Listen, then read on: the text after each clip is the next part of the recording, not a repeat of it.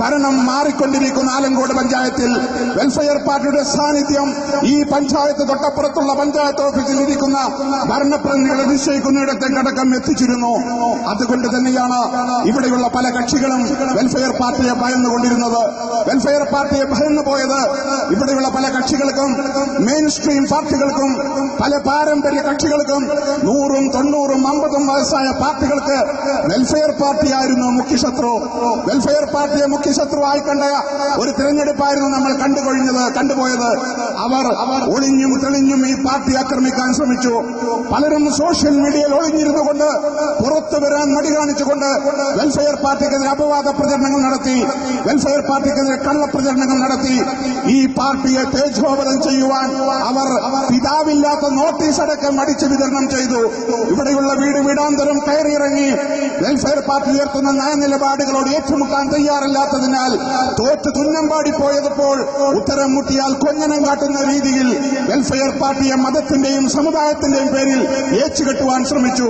പക്ഷേ ജനങ്ങൾ അതിന് പുല്ലുവിലയാണ് കൽപ്പിച്ചത്. അതുകൊണ്ട് തന്നെയാണ് വെൽഫെയർ പാർട്ടിയെ പരാജയപ്പെടുത്താൻ ഇവിടെയുള്ള പല കക്ഷികളും ആഞ്ഞു പുറപ്പെടുകയായിരുന്നു.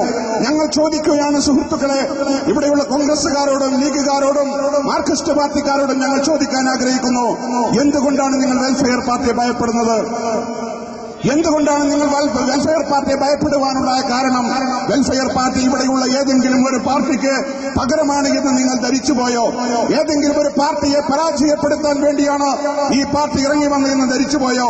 എന്റെ നല്ലവരായ സുഹൃത്തുക്കളോട്, എന്റെ ഈ ശബ്ദം കേട്ടുകൊണ്ടിരിക്കുന്ന ചങ്ങരംകുളത്തെ നിവാസികളോട് ഞങ്ങൾക്ക് പറയാനുള്ളത്, വെൽഫെയർ പാർട്ടി ഒരു പാർട്ടിക്കും പകരമായി ഉണ്ടാക്കിയതല്ല. വെൽഫെയർ പാർട്ടിയുടെ അജണ്ട കോൺഗ്രസിനെ പരാജയപ്പെടുത്തലല്ല. വെൽഫെയർ പാർട്ടിയുടെ അജണ്ട മുസ്ലിം ലീഗിനെ പരാജയപ്പെടുത്തലല്ല.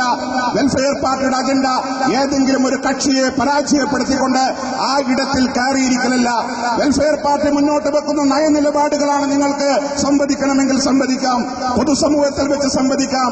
ഞങ്ങൾ വെല്ലുവിളിക്കുകയാണ്. ഇവിടെയുള്ള പരമ്പരാഗത രാഷ്ട്രീയ പാർട്ടികളെ ഞങ്ങൾ വെല്ലുവിളിക്കുന്നു. നിങ്ങൾക്ക് ധൈര്യമുണ്ടോ വെൽഫെയർ പാർട്ടി മുന്നോട്ട് വെക്കുന്ന നയനിലപാടുകളുമായി ഏറ്റുമുട്ടാൻ? വെൽഫെയർ പാർട്ടിയുടെ രാഷ്ട്രീയവുമായി ഏറ്റുമുട്ടാൻ നിങ്ങൾക്ക് ധൈര്യമുണ്ടോ? വെൽഫെയർ പാർട്ടിയുടെ വികസന അജണ്ട ചർച്ച ചെയ്യാൻ നിങ്ങൾ തയ്യാറുണ്ടോ? വെൽഫെയർ പാർട്ടിയുടെ ക്ഷേമ പദ്ധതികൾ മുന്നോട്ട് വെക്കുന്ന ക്ഷേമ പദ്ധതികളെ കുറിച്ച് ചർച്ച ചെയ്യാൻ നിങ്ങൾക്ക് താല്പര്യമുണ്ടോ? വെൽഫെയർ പാർട്ടി പറയുന്നത് രാഷ്ട്രീയമാണ്. രാഷ്ട്രീയം പറയാനാണ് വെൽഫെയർ പാർട്ടി രൂപീകരിച്ചത്. ജനങ്ങളുമായി ബന്ധപ്പെട്ട വിഷയം തൊട്ടു മുന്നേ ഇവിടെ അവതരിപ്പിച്ച നാടകത്തിൽ നിങ്ങൾ കണ്ടില്ലേ? പ്രസവത്തിൽ പോലും രാഷ്ട്രീയം കാണുന്ന, ആരെ പ്രേമിക്കണമെന്ന് രാഷ്ട്രീയം കാണുന്ന, ആരെ കല്യാണം കഴിക്കണമെന്ന് രാഷ്ട്രീയം കാണുന്ന, എന്ത് കഴിക്കണം, എന്ത് കാണണം, എന്ത് കുടിക്കണം, എന്ത് നോക്കണമെന്ന് രാഷ്ട്രീയം കാണുന്ന ഈ പരമ്പരാഗത രാഷ്ട്രീയ പാർട്ടികളോട് വെൽഫെയർ പാർട്ടി ചോദിക്കാൻ ആഗ്രഹിക്കുന്നു, രാഷ്ട്രീയപരമായി വെൽഫെയർ പാർട്ടിയോട് ഏറ്റുമുട്ടാൻ ഇവിടെയുള്ള പരമ്പരാഗത കക്ഷികളെ ഞങ്ങൾ വെല്ലുവിളിക്കുകയാണ്. ഞാൻ പറയുന്നു, ഇവിടെയുള്ള രാഷ്ട്രീയ സംഘടനകൾ ഇന്ന് അരാഷ്ട്രീയരായി മാറി. അവർക്ക് ഇന്ന് രാഷ്ട്രീയത്തിനോട് താല്പര്യമില്ല. അവർ ഇന്ന് രാഷ്ട്രീയം അജണ്ടയെയല്ല, രാഷ്ട്രീയം എന്ന് പറയുന്നത് കൈയൊഴിഞ്ഞവരായി നമ്മുടെ രാഷ്ട്രീയ സംഘടനകൾ മാറി. കോൺഗ്രസ് പാർട്ടിയെ സംബന്ധിച്ചിടത്തോളം ഇന്ന് രാഷ്ട്രീയം അജണ്ടയില്ല. മുസ്ലിം ലീഗിനെ സംബന്ധിച്ചിടത്തോളം ഇന്ന് രാഷ്ട്രീയം അജണ്ടയല്ല. കമ്മ്യൂണിസ്റ്റ് മാർക്സിസ്റ്റ് പാർട്ടിയെ സംബന്ധിച്ചിടത്തോളം ജനങ്ങളുടെ വിഷയവും രാഷ്ട്രീയവുമില്ല. പിന്നെന്താ ഇന്ന് ചർച്ച ചെയ്യുന്നത്? നേരത്തെ ഇവിടെ സൂചിപ്പിച്ചതുപോലെ എവിടെയാണ് CD ഉള്ളത്? CD വെച്ച സഞ്ചി എവിടെയാണുള്ളത്? സരിതയുടെ കുട്ടിയുടെ അച്ഛനാര്? ഇതൊക്കെയാണ് നമ്മൾ ചർച്ച ചെയ്തുകൊണ്ടിരിക്കുന്നത്. കേരളം ചർച്ച ചെയ്തുകൊണ്ടിരിക്കുന്ന വിഷയങ്ങൾ അതാണ്. ജനങ്ങളുമായി ബന്ധപ്പെട്ട പാവപ്പെട്ട ജനങ്ങൾ അഭിമുഖീകരിക്കുന്ന അവരുടെ ജീവൽ പ്രശ്നങ്ങൾ ചർച്ച ചെയ്യുവാൻ ഇവിടെ ഒരു കക്ഷിയെയും നമ്മൾ കാണുന്നില്ല. അതുകൊണ്ട് തന്നെയാണ് പറയുന്നത്, നിലവിലുള്ള കക്ഷികൾ ഇന്ന് ജനങ്ങളിൽ നിന്ന് അകന്നു പോയപ്പോൾ ആ ഇടത്തിലേക്കാണ് വെൽഫെയർ പാർട്ടി ഇറങ്ങി വന്നത്. വെൽഫെയർ പാർട്ടി മുന്നോട്ട് വെക്കുന്ന രാഷ്ട്രീയം അത് തന്നെയാണ്. അതായത് നമ്മുടെയൊക്കെ മുൻഗാമികളായ രാഷ്ട്രശില്പികൾ സ്വപ്നം കണ്ട ഒരു ക്ഷേമരാഷ്ട്രം നമുക്ക് ഇവിടെ ഉണ്ടാക്കണം. ഒരു ക്ഷേമപൂർണമായ കേരളം ഉണ്ടാക്കണം. ഒരു ക്ഷേമപൂർണമായ ആലങ്കോട് പഞ്ചായത്ത് ഉണ്ടാക്കണം. ഒരു ക്ഷേമപൂർണമായ നന്നമുക്ക് പഞ്ചായത്ത് ഉണ്ടാക്കണം. ക്ഷേമം എന്ന് പറഞ്ഞാൽ വലിയ കെട്ടിടങ്ങൾ ഉണ്ടാക്കലല്ല, വലിയ ഷോപ്പിംഗ് മാളുകൾ ഉണ്ടാക്കലല്ല, വലിയ എയർപോർട്ടുകൾ ഉണ്ടാക്കലല്ല. ആലങ്കോട് പഞ്ചായത്തിൽ ഒരു എയർപോർട്ട് ഉണ്ടാക്കുമെന്ന് പറയുന്നതിനെയല്ല ക്ഷേമമെന്ന് പറയുന്നത്.